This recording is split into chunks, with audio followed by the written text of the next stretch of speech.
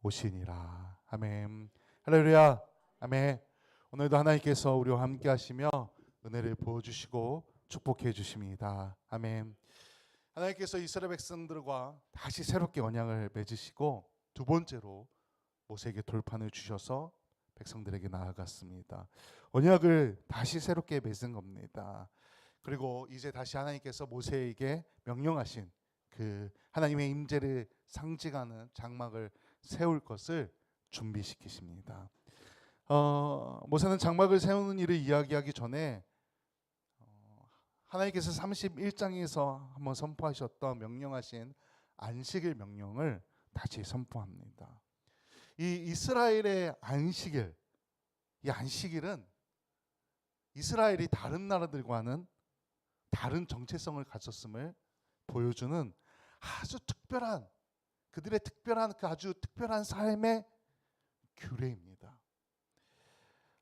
우리가 주일을 지켜서 예배하는 것, 이 주일에 일요일에 빨간 날 쉬는 날 여기서 예배하는 게 세상 사람들과는 완전히 다름을 보여주는 것입니다.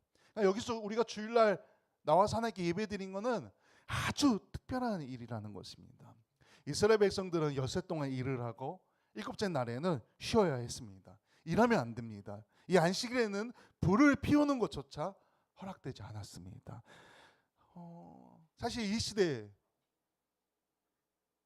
불을 피우지 않는 거는, 그리고 하루 쉬는 거는 어쩌면은 아주 큰 불편을 주고 아주 지키기 힘든 규례였을 것입니다. 하지만 이스라엘 백성들이 하나님의 백성으로서 거룩한 백성으로 살아가기 위해서는 반드시 우선적으로 지켜야 하는 규례가 이 안식일을 지키는 것입니다. 사실 우리도 비슷합니다. 일주일에 한 번, 그것도 쉬는 날 집에서 쉬고 혹은 주말에 놀러 가기도 바쁜 그런 우리 시대에 살고 있습니다. 일찍부터 일어나서 교회에 나와 예배하는 거, 어쩌면 크게 불편하고 우리의 삶을 지치게 만드는 것일지도 모릅니다.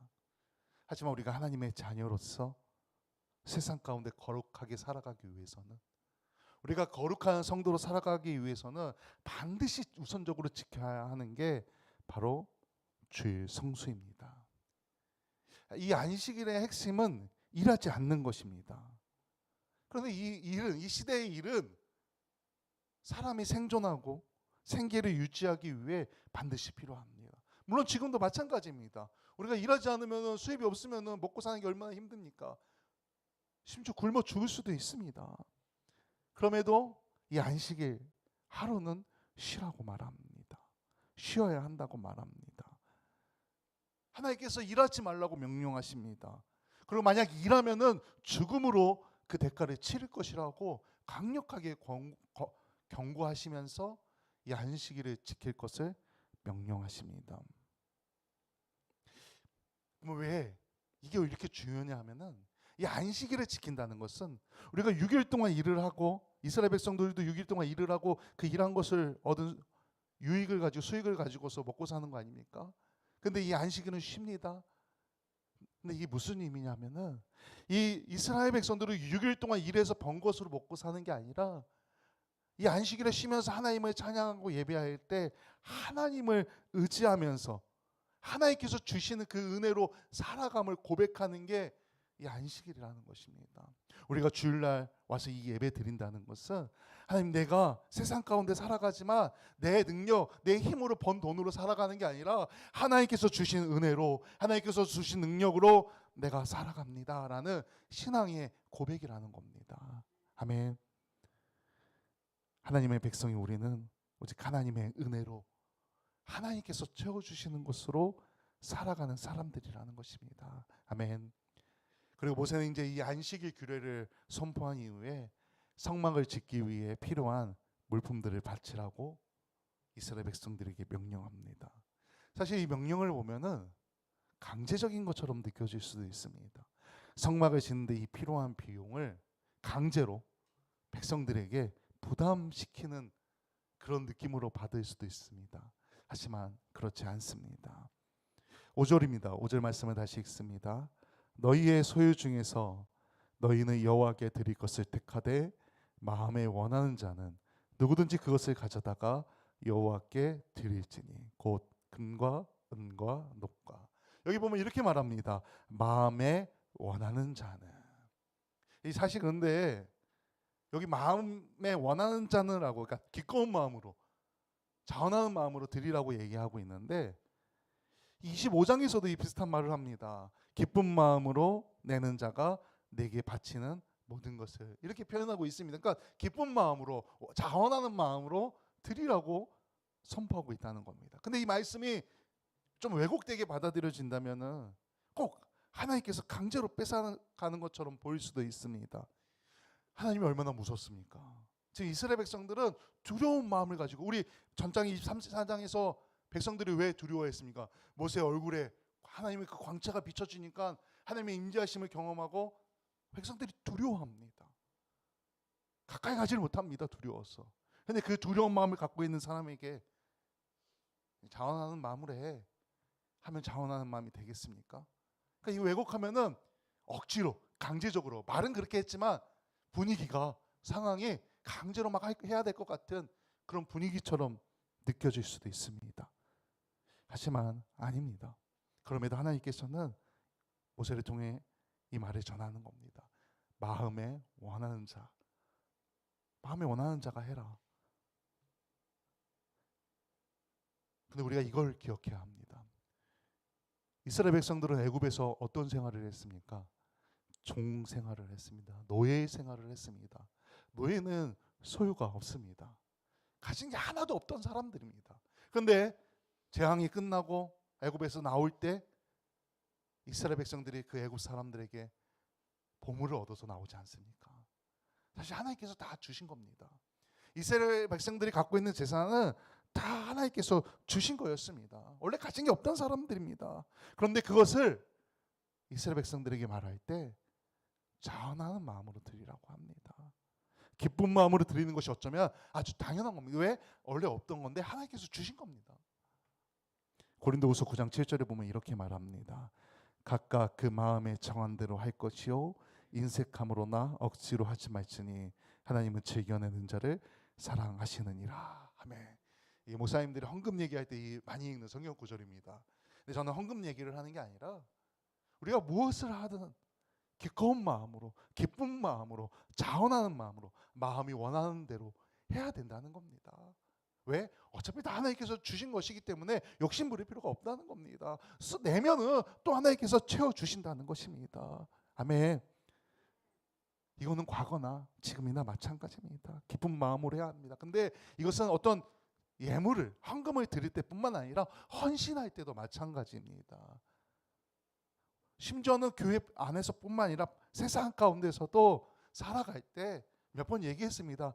세상의 그 일들을 하나님 대하듯이, 사람을 대할 때도 하나님 대하듯이 기쁜 마음으로, 자원하는 마음으로 대해야 한다는 것입니다. 예물을 많이 드렸다고, 많은 시간을 헌신했다고 다가 아니라는 겁니다. 하나님은 그런 것에 속지 않습니다. 한 교회에, 대형 교회들이 문제가 생긴 이유가 자원하는 마음이 아니라 겉에서 보이는 양에 속아서 그렇습니다. 교회에서 많이 헌신하니까 믿음이 좋다고 생각하고, 많이 예물 드렸으니까 믿음이 좋다고 생각하고, 그 사람들한테 다 맡기니까 문제가 생기는 겁니다.